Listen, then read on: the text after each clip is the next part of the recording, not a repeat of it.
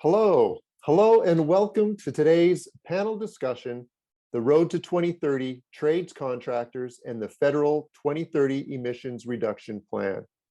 This online panel discussion is being presented by HPAC and Electrical Business magazines. My name is Doug Picklyk, editor of HPAC Magazine, and I'd like to first say a huge thank you to our two sponsors of today's Road to 2030 discussion, Eaton and Mitsubishi Electric Heating and Cooling. Thank you both for your support for this very topical discussion. Now I'd like to introduce our panel. First, Kevin Spencer is the Vice President of Energy Solutions with Modern Niagara, a national mechanical and electrical contracting company with locations in Ottawa, Toronto, Southwestern Ontario, Calgary, Edmonton, and Vancouver. Kevin has over 30 years of experience with Modern Niagara in various roles. He is a licensed heating, refrigeration, and air conditioning technician, a licensed gas fitter, and also a certified energy manager. Also with us is Jeremy Sager, a senior HVAC and renewables research engineer with CanmetENERGY, a research and development arm of Natural Resources Canada. Jeremy has over 20 years of experience in assessing the performance of innovative heating, ventilation, air conditioning, and renewable energy systems. He's undertaken several technology assessment projects of HVAC and renewable energy systems at the Canadian Centre for Housing Technology and in the lab, including assessments of zoned systems, combination space and water heating systems, cold climate air source heat pumps, and solar assisted air source heat pumps, among others. And we also have Martin Luymes, Vice President of Government and Stakeholder Relations for the Heating, Refrigeration, and Air Conditioning Institute of Canada, the National Association for the HVACR industry. With HRAI for over 25 years, Martin is responsible for the government relations and industry advocacy work of the association. Prior to joining HRAI, Martin was a project director for the Social Investment Organization, a research director for the Independent Power Producers Society of Ontario, and a research associate and sessional lecturer at the University of Toronto, where he also earned his Master of Arts degree in Urban Geography and Planning. And also joining us is Gurvinder Chopra, Vice President, Standards and Regulations with Electro-Federation Canada, a not-for-profit association of Canadian electrical manufacturers, distributors, and manufacturing agents. Gurvinder is responsible for initiatives around the development of standards, codes, and regulations, and focuses on changes to product testing and certification requirements in support of innovations happening within the electrical sector. He leads the advocacy efforts with municipal, provincial, and federal governments on codes and regulations topics, and actively pursues initiatives around clean energy, modernization of the grid, electrical vehicle systems, and the aging electrical infrastructure. Welcome, everyone, and thank you for being here today. For years, the building industry, specifically the mechanical industry, has been hearing a lot about decarbonization and electrification as the primary road to achieving a net zero carbon solution for heating and cooling homes and buildings. And this shift has definite ramifications for mechanical and electrical contractors. The 2030 emissions reduction plan that was released on March 29th by the Environment Minister is a 271-page document that includes $9.1 billion in new investments designed to ensure that Canada will reduce emissions across the entire economy to reach an emissions reduction target of 40 to 45% below our 2005 levels by 2030. And this will put the country on a path towards achieving net zero emissions by 2050, a commitment made as part of the Paris Agreement. Among the spending in the 2030 plan there is $150 million towards the Canada Green Buildings Strategy, working Canada-wide to develop new policy, incentives, and standards to drive new construction and retrofits of existing building stock towards the highest zero carbon standards. It's clear the momentum to lead this change is gaining urgency. Now, while we wait for more prescriptive measures from policymakers to push the industry in this direction, we've assembled this panel today to find out how contractors can get out in front of these inevitable changes. So let's begin. And first, Kevin, I'd like to ask you, as part of a large Canadian mechanical and electrical contracting company, is modern Niagara already experiencing client demand for decarbonization, electrification, or net zero solutions? And how are you investigating and promoting these solutions for both new builds and retrofit situations today? Thank you, Doug, and thanks for having me here today. Certainly the demand for decarbonization has started. For sure it has started. New builds, I see it in the two different categories you talked about. For new builds, there's especially for government projects, there's certainly a focus on GHG, whether the Toronto Green Building Standard or a lot of the private-public partnerships we work on. There's certainly a GHG target that must be met by the team that's designing and building the facility, and it has to operate that way as well. So the outcomes have to be there. Existing buildings for me fall into two categories, really. There's the category of businesses that have stated reduction goals for themselves, and they're either currently working on those or they're beginning to work on those reduction goals. Some have been doing it for years now. It's the second category that we see the challenge with, and that is the buildings or the businesses that are really in a wait and see kind of mode. And a lot of that sometimes is driven by the complexity of building ownership, property managers, and the tenants are separated from the ownership of the building. So not an easy task. But I think your question specifically was, what are we doing at Modern? Well, I lead an energy solutions group. So I have a number of energy engineers and HVAC technicians that are working for me and working for Modern and looking for better ways to improve not just the energy efficiency of buildings, but now we're switching over to help our clients decarbonize and electrify. Right. So those things are happening today. People are pushing forward with these. There are companies, a lot of progressive companies are pushing forward today. Absolutely. Yeah. And transitioning from gas-fired to electrical systems? Let me clarify that the actual transitioning may not be taking part today. They're planning for that today. The transitioning will happen over a time period, I feel, between now and 2030. It's that other group of businesses there are a lot of businesses out there that are a wait and see that maybe don't have stated goals. Right. Okay. Jeremy, I was going to go to you next because I know your work focuses a lot on the residential side, specifically looking at heat pump technology, a solution that's being heavily promoted in most jurisdictions across Canada. What are the key issues you've found that HVAC contractors need to be aware of to get themselves and homeowners on board with electrification and maybe even just heat pump technology in particular? Yeah.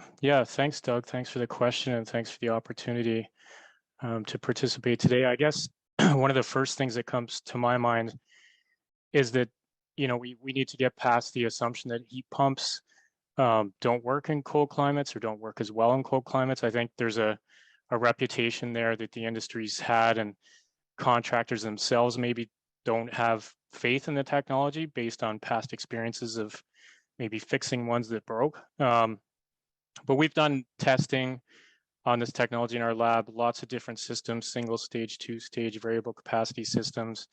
And we've seen that the systems do perform well, even in cold temperatures. So, and some systems perform down to minus 30 Celsius. So we know there's options out there that perform well. And I would say that there's options available for every homeowner too, whether they want to go, all in and fully electrify, with maybe a cold climate air source heat pump and electric backup, or whether they want to, sort of chip away at it with, say, a dual fuel system or a hybrid system, and perhaps add a heat pump to an existing gas furnace, for example, or if they're in an electric baseboard home and they're just trying to displace some of their load. So I think the options are there, and I think contractors have an opportunity to offer these different options to homeowners. And on that front, I think there's a need to build awareness with contractors and build the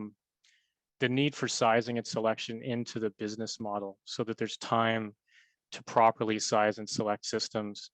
I know that's not something that's commonly done. It's not often in the scope, or if it is, it's perhaps not the majority that do that. So I think that would help us get there. I think calculating proper design heat loss and heat gain is something else that needs to be done to make sure we're getting the systems in the right size to address the load. We don't want to oversize, we don't want to undersize. And the way to do that is to know what our heat loss and heat gain is. And that's something else that I think is done commonly in new builds, but retrofit, I don't think it's done very often. And it just needs to be built into that business model again, taking the time and conveying, I think, communicating the benefits of doing that, so that homeowners are maybe willing to pay a couple $100 extra on their $5,000 to $10,000 system, to get that proper calculation done to make sure it's going to perform the best it possibly can. And then, yeah, I think just commissioning, to the need for robust commissioning procedures, making sure that the airflow is as it needs to be to ensure the system can perform as expected, proper placement of the outdoor unit, a bunch of other things that maybe I can get into later, but. Yeah. Right. And when we talk about heat pumps and the cold weather, there's still often a need for a backup heat source in most cases. I mean, do you see that going forward regardless? I think as we move towards higher performance homes that bring the loads down substantially, and as we retrofit our existing stock, I think we're going to move into a time where a fully electric system with electric backup is very feasible, where we can move completely away from fossil fuels. For locations that have a very high performing boiler or furnace, then adding an air source heat pump to it, to me, makes a lot of sense in the near term. Thank you. Martin, I just curious to know what you're hearing from the HVAC industry across the country, contractors and manufacturers, when it comes to this push towards net zero emissions. This isn't new necessarily, but what are you hearing, and is it too much too fast? Yeah, thanks for the question, Doug. And I would like to thank you too for allowing me to join this discussion, a very important one for the industry. I will say that, first of all, I have to say the industry is not a monolith. There isn't a single reaction. There's not a single perspective on this. Sometimes it makes it a challenge for me and others, probably Gurvinder too, having to speak on behalf of industry. There isn't always a unified voice on these matters. But I will say that the attitudes within the industry today range from eagerness on the part of some to skepticism and maybe complacency on the part of others who, a bit of a wait and see attitude. Some will be ho-hum and some would be very skeptical about whether or not we can get there from here. We hear all versions of that. From our manufacturer members, it very much depends on their product mix, clearly, the extent to which they have products that are electrified versus fossil fuel dependent will to some extent determine their positioning on this. And among the contractors, I'm going to say the range of views I already expressed. It's a very small percentage of people who are very eager to get into this. But on the other hand, we have people who remain skeptical. And I'm going to say part of the reason for that is they've seen different signals coming from governments, maybe utilities as well. They've heard different bits of information coming forward. They've seen commitments and then withdrawals from low carbon programs and policies. So that creates a bit of an uncertainty around where we're going. And for contractors to invest in the future of their businesses in terms of product mix and trained employees requires clear signals from government. However, I will say I think more and more our membership is getting the sense that this is an inevitability and they need to start preparing. So where there is apprehension within the contracting community, it's mainly about reskilling and retraining of their workers. That's probably the biggest challenge that the industry faces. I'm going to say, kind of like what Jeremy said, we have the technology on the heating side. There are ways to heat homes and buildings electrically, provided they're designed properly and specified and so on. But the technology exists. Where the greatest gap exists in the industry today is in the number of properly trained technicians and even salespeople who can talk about these products in a way that overcomes fears and concerns that consumers might have. And we can talk. I think we will talk a little bit later about how to overcome some of those barriers. But I'll come back to that. Okay, thank you, Martin. Gurvinder, with respect to the road to 2030, electrification, it affects facets of life, many facets, including there's going to be electric vehicles, electrifying industrial operations, as well as the heating and cooling of buildings. How do you see electrical manufacturers playing a role in accommodating these changes? And from your knowledge, will our grids be able to handle the surge? I know that's a concern of many people when it comes to electrification of our entire economy, as it were. Thank you, Doug, and thanks from my side as well for including me in this discussion. So when it comes to clean energy or reducing carbon emissions, electricity has and will play an important role in achieving those goals, right? Many responsible manufacturers have already aligned themselves or are aligning towards sustainable goals. Research and development teams are spearheading their product designs in that direction. So electricity, we talk about electrical grids and electrical products are all going through a transformation as technology and innovation are disrupting the traditional models from electricity generation to beyond the meter. And so there are three trends that may be converging to produce these disruptions. One is focus on transportation. We all know transportation sector is one of the top contributors to greenhouse gases, apart from electricity production using fossil fuels, or when we talk about industrial, residential, and commercial sector consumption. So transportation is one of them. Number two is decentralization. We have heard all these buzzwords, distributed energy resources, DERs, where we talk about distributed storage or distributed generation and demand flexibility and energy efficiency. And the third trend is about digitalization. So digitalization of the grid, and with all these smart metering and smart sensors and automation, and beyond the meter, when we talk about Internet of Things or power consuming connected devices. So these are the trends, and this is already happening within the electrical sector. You mentioned about the grid capacity and the concerns. So yeah, although headlines do warn the public about potential risk of blackouts, and the public is scared because of whatever we are hearing on the social media, but it is very clear from many studies, and studies have been done across the world, especially in the developed countries, that unless there is a sudden upsurge in the use of loads, electric vehicles being one of them, the current power system is capable of absorbing additional loads. Now, mind you, this is for short-term handling of additional load. For longer term, yes, there is certainly a need for investments and operational adjustments, which would help in meeting the new consumption patterns. Now, this may require, for example, high capacity distribution transformers, smart charging systems, maybe better energy management system, replacing aging, inefficient electrical infrastructure, which is very important in Canada, and of course, using energy efficient products. Thanks. Mm-hmm. Okay. Thank you. Thank you very much for that. Kevin, I wanted to go back to you and just thinking about the transition from burning fossil fuels to electrification, that's a huge shift for the owners and operators of existing buildings. I think you kind of mentioned that earlier. I'm just curious, what kinds of business opportunities does this open up for contractors, and are the existing incentives that are out there enough to get building operators on board? Like, how do you get into this business?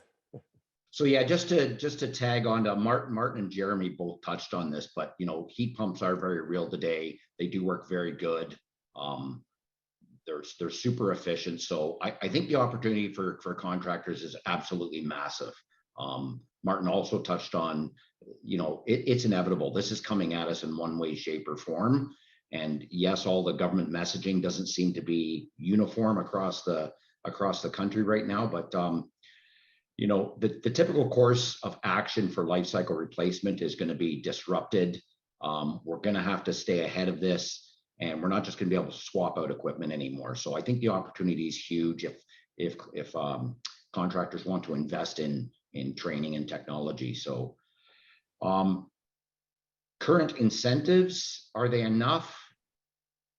I think we're finding our way through the incentive path. So incentives have changed a lot as we're shifting from energy-based incentives to carbon-based incentives. So my short answer though would be no. I don't think they're enough right now.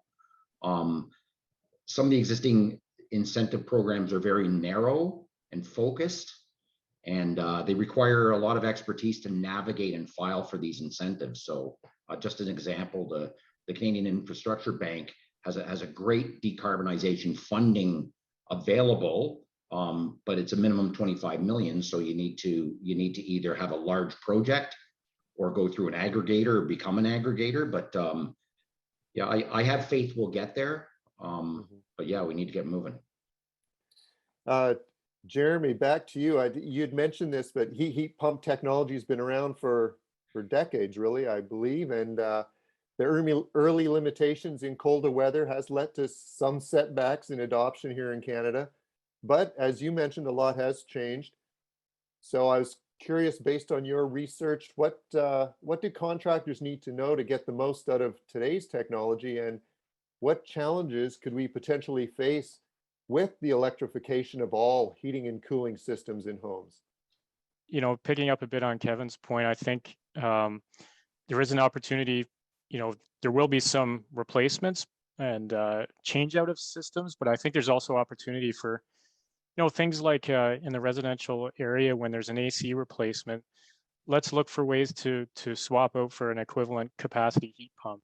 If that's what the homeowner is looking for, they just want an air conditioner, let's look for a way to upsell the opportunity to go heat pump and just get that air conditioner out of the cycle and get a heat pump into those houses. Because I think at the end of the day, you know, the more we can get heat pumps into people's houses, the more costs are going to come down, the more they're going to become a commoditized item like a furnace is for the average homeowner. Also, you know, our research has shown that that if you do go this route, you can still generate 25 to 30% GHG reductions if you swap out an air conditioner with a like-for-like heat pump. So it's not to say you won't be able to still get GHG reductions if you do that. I think, you know, what contractors need to know is again, I think, you know, Martin touched on it too, is that there is a learning that needs to take place and getting up to speed with how to sell heat pumps and you know, where they make the most sense and what the opportunities are, and you know, being aware that, you know, in jurisdictions like Ontario where there's time of use pricing, it might be a good idea to have smart switching controls if you're going to use a hybrid system or a dual fuel system and have that heat pump operating with a furnace, just to ensure that the homeowner does get the least cost heating system operating at all times, so that they're going to get the most out of their system. And I would encourage contractors and distributors to ask for these kind of capabilities from their equipment suppliers. I realize, you know, not everybody's offering things like smart switching controls, but if the contractors and distributors start conveying the need for that, I think the market will move in that direction. And in terms of challenges that we could potentially face with electrification of heating and cooling systems, you know, kind of alluding to what I spoke about earlier, if we don't have proper heat loss and heat gain calculations done and we don't size the system properly, I think there's an obvious risk to oversizing or undersizing and sort of going down the poor performance path, which we want to avoid. Same with proper commissioning. We don't want to go down a path of suboptimal performance and having systems cycling on and off, and that can deteriorate the lifespan of the equipment and as well just deteriorate the performance. I've seen challenges with controls.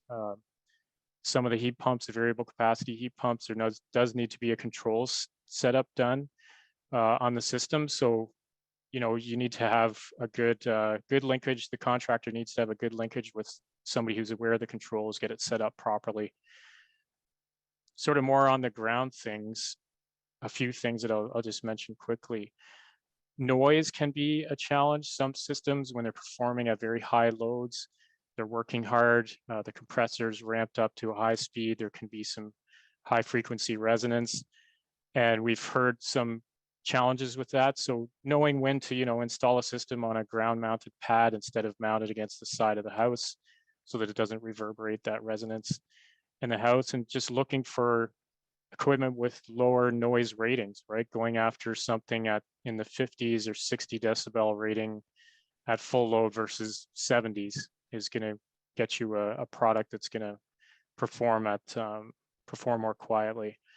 And then lastly, I would just touch on, as it relates again to air source heat pumps, is defrosting and just making sure that that the unit is set up with a snow guard if it's vertically discharging, you know, if it's horizontally discharging, using wind guard if it's especially in a windward location, just to make sure the unit's going to be able to perform when it's in our cold climates and we have snow falling or freezing rain, you know, these kind of things that we get. And yeah, and I just think being aware of those challenges, and you know, I think there's also an opportunity for ground source systems, and being aware of when is the right opportunity for ground source systems, and trying to you know, get homeowners aware of the opportunity, especially in community projects. There might be opportunity to go that direction, so I think we need to be aware of that as well. Yep, very good. Yeah.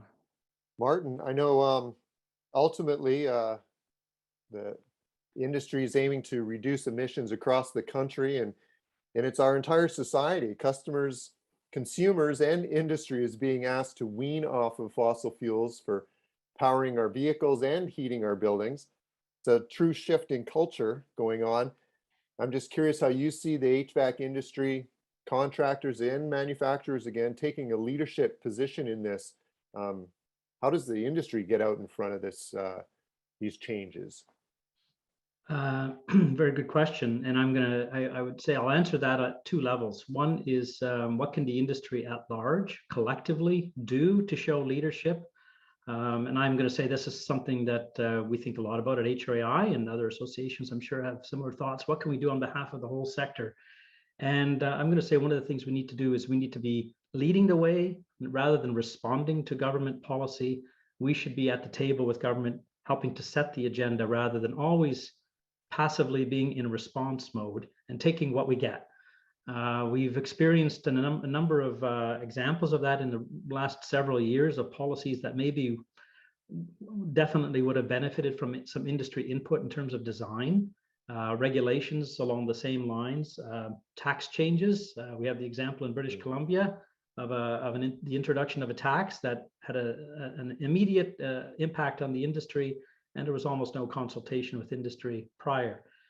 That doesn't bode well. So one of the things we need to do as a sector across the board is to send a signal to governments, to utilities, governments at the provincial, federal, and even municipal level that we have solutions, we have ideas about leading the way in the drive to low carbon technologies. And really, we just need to insert ourselves into that bigger discussion. A little example of that I will cite here, and that is the discussion around the impacts on the grid of heat pump technologies, which a lot of people have expressed concern about. You know, we've conducted research. I can share some of this research if anyone's interested in one of the links. We've done research that shows that rather than relying 100% on air source heat pumps, which is kind of in most discussions, the go-to technology. Jeremy did mention ground source heat pumps as an alternative. We've done research that shows the specific benefits of ground source heat pumps in relation to managing the grid, because they don't peak anywhere close to the same level on the coldest day of the year. If you invest in ground source heat pumps en masse, that can create, when you scale it up, a quite significant reduction in peak impacts, which means savings on the investment in new grid capacity, and it's quite a significant savings. So that's research that's helpful to the policy discussion. It doesn't really say one technology is better than the other. It's more about these are considerations that need to be thought through when we're talking about electrification. And of course, electrification isn't the only way to reduce carbon. There are other technologies that should be considered as well. Hydrogen is an obvious one to have some discussion about. But that's at the high level. At the individual level, I'm going to say for contractors, the simple answer is to get out ahead of the curve, to be proactive, to be thinking through in your business what you need to be doing today to to take advantage of the opportunities that are ahead of you. We can run to catch up down the road, or you can be ahead of the curve and be a leader and position your company in a positive way to deal with these inevitable changes. And a simple example that I'll cite of that is there is a whole suite of programs and regulations and programs coming or in market already. Greener Homes is one that's an obvious one, that talk about whole home energy retrofits. And yet there are very few companies out there that can deliver for consumers, for homeowners, the entire suite of services that home energy retrofits implies. They'll take care of the mechanical room. Another contractor will take care of the windows or the insulation or weather stripping or whatever. Very few companies are in a position to offer the whole suite of services. And I would suggest that HVAC contractors who think about leading with their HVAC expertise and broaden into some of those other services will be doing themselves a favor, they'll be doing their customers a favor, and they'll be positioning themselves for long-term success. This is also a question that we've done some research on, and be happy to share that about what residential HVAC contractors might want to consider in pursuing that type of opportunity. I'll leave it at that for now. Okay, no, very good. Thank you for that. Becoming a little more all-rounded. Gurvinder, I was going to ask the same kind of question for you with regards to the solutions that Electro-Federation Canada members bring that align with these societal changes that are really happening as we decarbonize and reduce emissions across the country.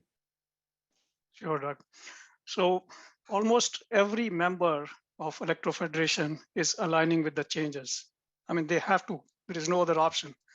They are all helping the customers and suppliers to implement sustainable practices across their value chain and throughout the life cycle of their products and solutions. Now, all are talking about optimizing the technology. I mentioned to you about the disruptions. So our members have already started reducing for example, the use of cardboard and plastic in the packaging.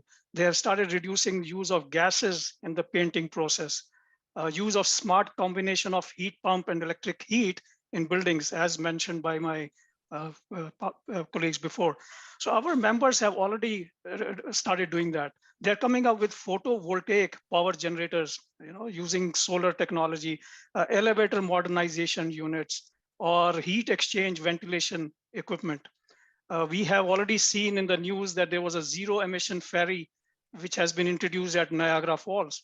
And this was one of our very prominent manufacturing members was part of the project. Building, as we all know, represent 40% of the primary energy used globally.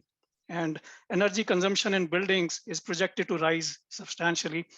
It is also indicated that 30% of energy in buildings is estimated to be used inefficiently or unnecessarily. I mean, that is why we have all these controls which are being put in place.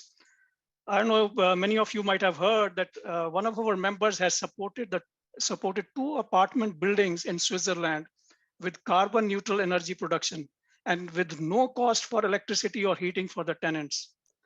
With photovoltaic modules installed on the front and on the roofs, and with 2 wind turbines put over there, renewable electricity is produced locally. So the production covers the energy demand for heating and cooling and production of hot water for all residents. So it's just like managing traffic, switching from one source to another at optimal times, switching power on and off to manage efficiencies and costs. So products are programmed to react on a number of factors, including time, source of energy, economics, demand, etc.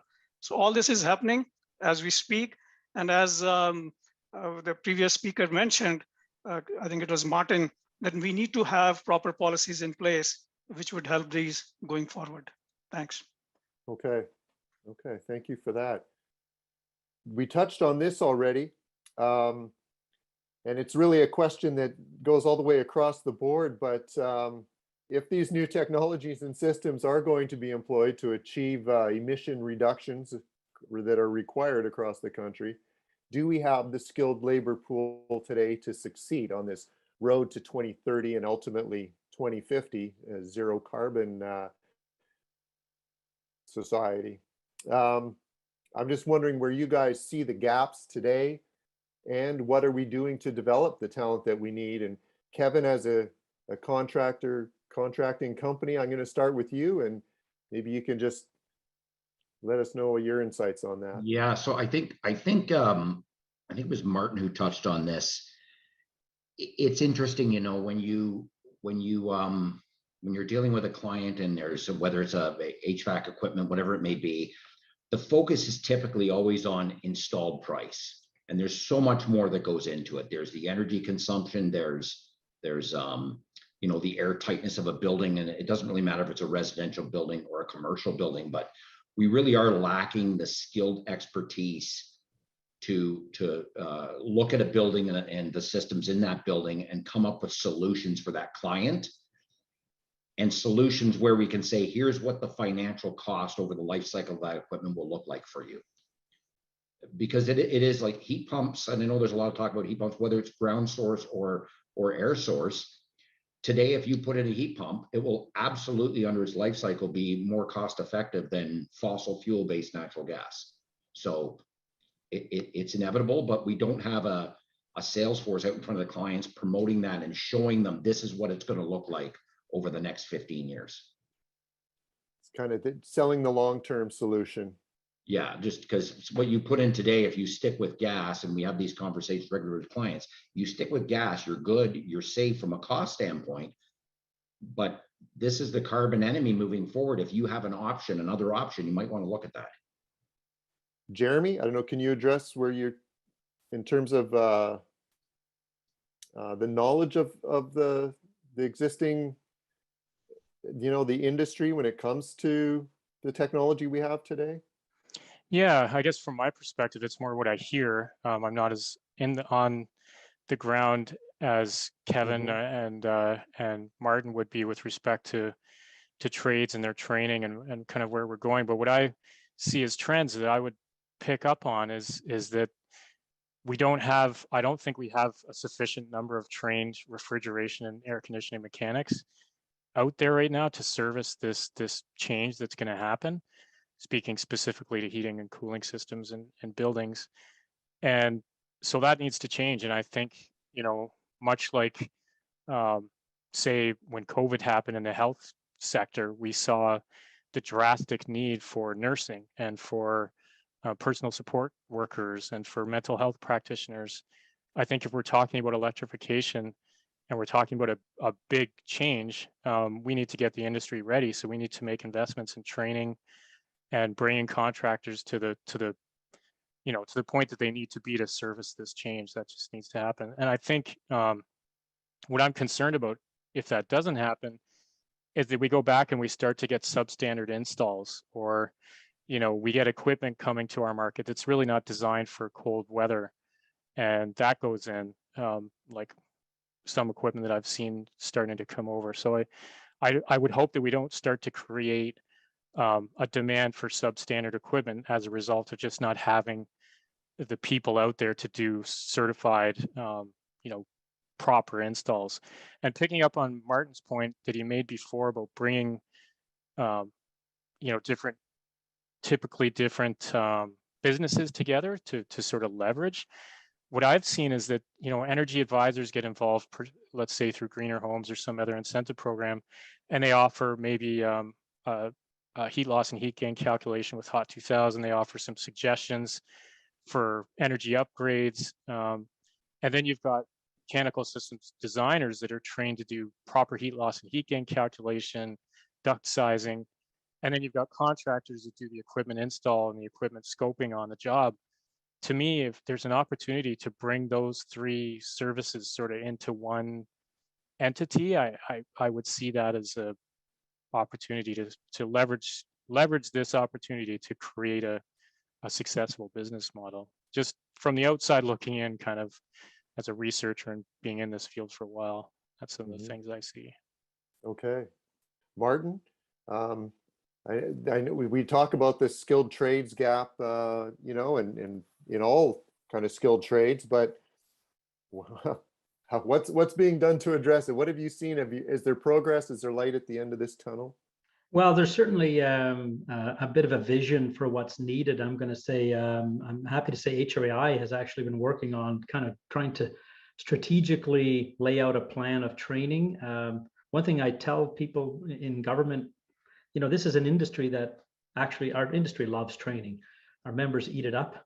They're very technically minded, but whether or not they'll absorb the training that's needed to do this pivot, to move into the low carbon technology world at a pace that will satisfy the government's expectations around the targets that have been set, that's a big open question. And so our request of government in terms of support is to help accelerate the transition through a variety of means. And there's several elements to it that I would touch on. One is retraining for existing workers, existing tradespeople in our sector. There's a definite need. I'm going to say for the most part, the good news is most HVAC technicians, let's say with a refrigeration background or a sheet metal background, probably have 75 or 80% of what they need. They understand how systems work, but they may not be completely up to date on the latest technologies around heat pumps. They may not be fully up to speed on the new gases that are coming into the market. They might not be up to speed on some of the design considerations that Jeremy raised about sizing and equipment specification. There's a definite need to retrain existing workers. So that's got to be part of the plan. A second part of the plan has to be around developing a pathway into the industry that's attractive and that trains people appropriately for the skills that will be needed. And on that one, we're working pretty aggressively across the country to get provinces, which is where trades are regulated, to adopt a residential heat pump trade, for lack of a better term, because as Jeremy said, there's a desperate shortage of refrigeration mechanics. That's the license that generally is required to install heat pumps. There are not enough people with that certification across the country to get the job done in the residential market. So we propose that a residential version of that trade, like exists in Ontario and Manitoba, should be adopted in other provinces. It's ideally suited to the needs of that sector.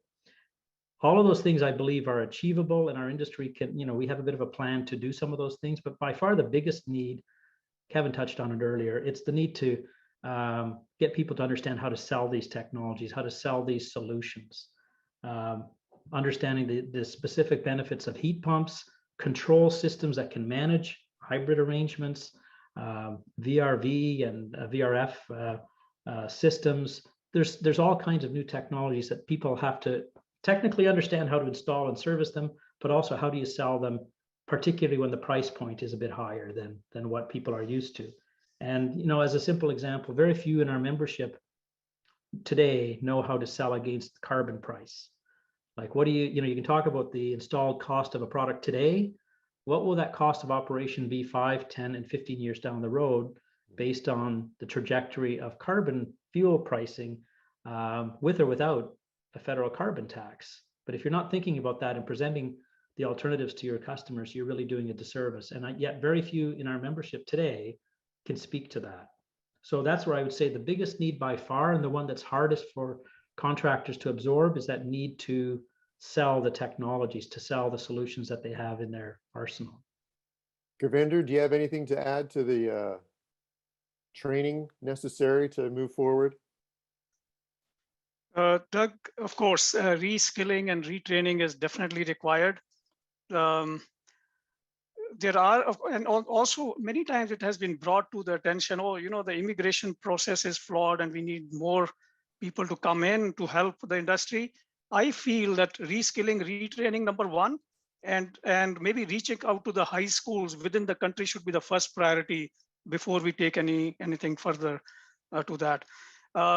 One thing which I would like to add, I think someone mentioned about there is a need for the government to bring all the stakeholders together.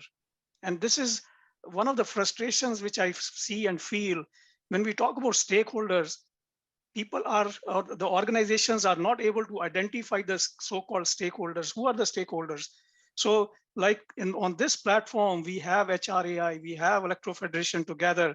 So all these should be brought together and the government should be then developing the policies going forward. Otherwise, we'll not be able to come with a solution which will be conducive for the entire population in this country. Thanks. Yep. We've got a few questions that have come in. I'm going to do one more question that I had ready for you guys, and then we're going to jump to our listener questions. But it had to do with the talk of the Internet of Things and artificial intelligence, machine learning, that sort of thing is really across all industries. Smart technology to make buildings and homes operate cleaner and more adaptable. And Kevin, I was just wondering if this digitization of building controls, mechanical and electrical, is really one of the solutions for optimizing energy efficiency in buildings that is going to be playing a larger role going forward, or are you seeing it today? Yeah, we've been seeing it today, and that's something that's been ramping up over time. Technology, especially building intelligence and technology, is starting to ramp up. It always confuses me how our vehicles seem to be smarter than our buildings. So my vehicle tells me when to change the oil, but my building can't. So it's very interesting, and we talk about this often at Modern about how we can help to change that. So if you can't measure it, how can you improve on it? Jeremy spoke about continuous commissioning. If you have a robust automation system, and obviously I'm talking about larger buildings, you're not going to do this in your house, although the Google Nest thermostat's a pretty intelligent device as well. So, but continuous commissioning can save you all kinds of energy. Measurement and verification can be continuous. And really, we see the future as, I believe the day will come where the building actually initiates the calls for action and service on their own, rather than doing it on a scheduled basis, or, well, it's already too hot or it's already too cold, I can call for service. We should be able to, well, we can today do that with automation. Jeremy, I just wanted to go back to you for a second, because you talked about smart switching controls. Could you just elaborate on that a little bit? Yeah, sure. What I was referring to there is, for example, in Ontario, parts of BC, and parts of the prairies as well. We've got a lot of gas furnaces in people's houses that have been recently replaced through, say, a previous government eco-energy retrofit program, let's say. And if you've got that high performance gas furnace, maybe you're not wanting to switch it out before the end of its life for a fully electric heat pump. So maybe you can add a heat pump to that furnace. And if you do that, and you're in a region like Ontario with time of use rates, a single switchover temperature won't get you the only way to switch between operating modes. So if you have a smart switching control that, based on the time of use, based on the performance of the heat pump, and based on the performance of the furnace, which are known quantities, then it can tell by being connected to the internet, it can tell the system when to switch to gas because it's cheaper for gas, or when to switch to heat pump because it's cheaper to run the heat pump. And you could also have it a switch based on GHG reductions. So you could say, for example, in Ontario, we know the independent electricity system operator publishes the grid mix in real time. So you could know, okay, right now, the marginal electricity generator is a gas combined cycle turbine. It just kicked on. I'm going to switch back to gas because that's lower GHG emitting. Or right now the grid's running mostly hydro and nuclear, so I'm going to switch to heat pump because it's lower GHG emitting. Those kind of things, like Kevin said, and Gurvinder also mentioned, you know, we've got the technology out there. Maybe it's just not across the board and being talked about and sold, but it's there. I've got a question from Vince here, who's asking, lots of talk about electrification. Is biomass heating, wood chips and pellets, on the radar in the mechanical industry? Anyone want to jump in on that one? I will. It's absolutely on the radar. We've actually just invested and secured a large quantity of renewable natural gas to support our clients. So this is natural gas that's produced off organic waste. It is being injected into the natural gas line, so it is commingled with the fossil fuel-based natural gas, but you're buying that environmental attribute and credit for that down the line. So we are looking at that as well.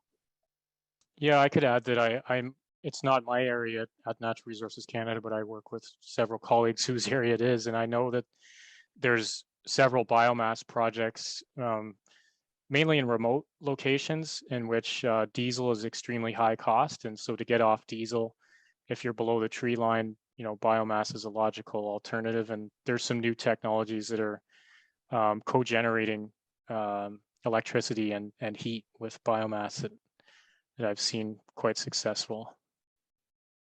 We also have a question here. One of the biggest HVAC industry's challenges is that usually mechanical contractors are looking for the least expensive solutions and not necessarily the most efficient. How can this be changed so contractors pursue green, efficient solutions? It's obviously that's a really critical point. It's been my observation over many years that contractors, HVAC contractors, are really good at identifying the optimal solution for their customers, and they kind of, you know, they think about problem solving, and you know, they know what they know, and so they're going to bring all the knowledge they have and identify the most cost-effective solution and recommend that. And it's what the market drives towards. It's almost part of their DNA, I'm going to say. But I think that it's already been suggested earlier that maybe contractors need to think about long-term costs, long-term benefits. That's not really part of the calculus that's thought through when these systems are being sold. So more of that needs to happen. And I'm going to say, to some degree, contractors have to learn also to listen to what their customers want. And what we're finding is more and more customers are saying, I will pay more for a system that I know is going to get me to zero carbon. That's becoming a more important value for the end use customer. Maybe not quite where we should be, but that's something contractors need to respond to as well. So it's an acknowledged problem. It's part of the reason we said earlier that we need to find ways to help contractors to sell these systems, and that's part of it. It's not really just about upfront installed cost. It's about long-term cost and factoring in societal costs as well into the equation. What about the use of district heating for denser areas? I don't know, Kevin, have you guys touched on that at all, or? Yeah, so certainly there's district heating systems in Vancouver and Toronto, and I think it's a great go-to in a dense area like that. It works very well. It helps to get rid of cycling, and you can share heat between the heating side and the cooling side more efficiently and effectively. So yeah, I think those are great options. In terms of refrigerant options, are there plans to limit the number of options to make it practical, or is it going to be free market? I'll maybe quickly comment on that one, Doug. I saw Yes. that question in advance. It's a very tricky question. Okay. Of course, because the options that are being limited are not being limited by the industry. They're being eliminated or limited by regulation. Mm-hmm. So the phase out of global warming gases really puts the refrigerant industry, which is, you know, a lot of brilliant chemists involved in some of these large corporations that are working on refrigerants. Trust me, they're working very hard to identify new chemical compounds Mm-hmm. that, you know, deliver the cooling, the attributes of a good refrigerant without causing some environmental hazard. And the options today going forward, as we phase down global warming gases, phase out HFCs and the like, it's becoming a narrower range of products that will work effectively. Things like CO2, things like hydrocarbon refrigerants, flammable refrigerants. These are going to create challenges for the industry, but what the answer will be 5 or 10 years from now, it's very hard to say. Maybe the industry will develop a product that can check all the boxes, but right now that looks like there isn't one that's going to be that silver bullet. But it's an interesting question, and it's something the industry is just going to have to work on very diligently. Yeah. Jeremy, maybe this one's for you. Heat pumps appear to be the equipment for electrification. However, the service life of the heat pump utilizing electrical power compressor generally has a 20-year service life. How do you see the heat pump after 2030 when the heat pump's required to be replaced? This would be similar to the homeowner when he replaces his refrigerator at home. Should renewable gas be an option using the absorption heat pump? Yeah, interesting question. A lot in there. Yeah, I think it's hard for us to know what's going to be the go-to system 20 years out. We know that, you know, renewably integrated systems such as solar assist, maybe at that point, I can see a future where we're being deterred from connecting PV to the grid. There might be preferences for maximizing on-site use. So integrating compact storage, integrating battery storage, integrating renewables so that you're using as much as you can directly on site. I can imagine that being something in the future. In terms of what replaces the compressor and the heat pump, hard to know. I think we're gonna be at a time where new refrigerants will be in the market, like Martin referred to, and where that's going to drive the industry is, I think, hard to know at this point. We know 2025 we're going to see chillers facing the GWP of 750. You know, residential equipment will be soon after that, and then as we move a little further on in the decade, it's going to be GWP of 150, and that's going to mean a complete change in refrigerants. That's not going to be R32. That's going to be something that's in the A2L category, like Martin referred to. So, you know, the crystal ball is hard to see, but that's a few thoughts that I would have looking out 20 years. Okay. I'm going to do, we've got 2 more questions here. This one's directed at you, Martin. How can we learn more about selling against future carbon pricing? Oh, well, okay. I'm going to say stay tuned. Some contractors are doing it today. They've done the math. It's just math, right? But you have to take the data that are presented by the federal government. What's the trajectory of carbon pricing, and how does that work into the cost of natural gas or whatever fuel you're using today? The challenge we have that we've identified and are going to try to solve as HRAI is customers won't believe that analysis if you just present it as like, I've done the math. They're going to say, well, sure, you've done the math, but why would I believe you? What we'd really like is something that's validated by NRCan, validated by utilities, perhaps. So maybe it's an app, maybe it's a piece of software that we can put out in the market. You know, I suspect within a year or so, we're going to see probably multiple versions of this, but it is something that HRAI is exploring that we'll put into the hands of our contractor members, because you want to have something that's third-party, objective, that you can use as a selling tool to give people data with which to make these types of decisions. So hasn't been developed yet. I'm not aware of any that's really convenient and available to the market, but I think that will happen very soon, if not by the private sector, then by an association like HRAI or a partner. There's an air source heat pump sizing and selection toolkit that we recently published in the last year, and there is some automated calculations in there that will give you an estimate of GHG reductions, energy savings, and the like.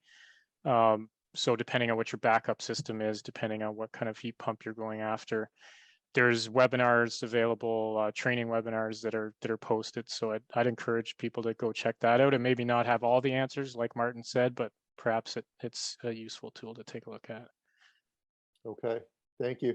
And Jeremy, I might throw this question at you quickly.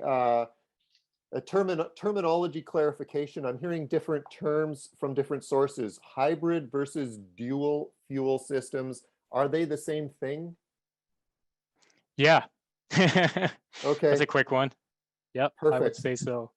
Okay. We're kind of picking up on the terminology the day of hybrid systems with hybrid cars. You know, everybody talks hybrid. So dual fuel. Yep, today's version is hybrid.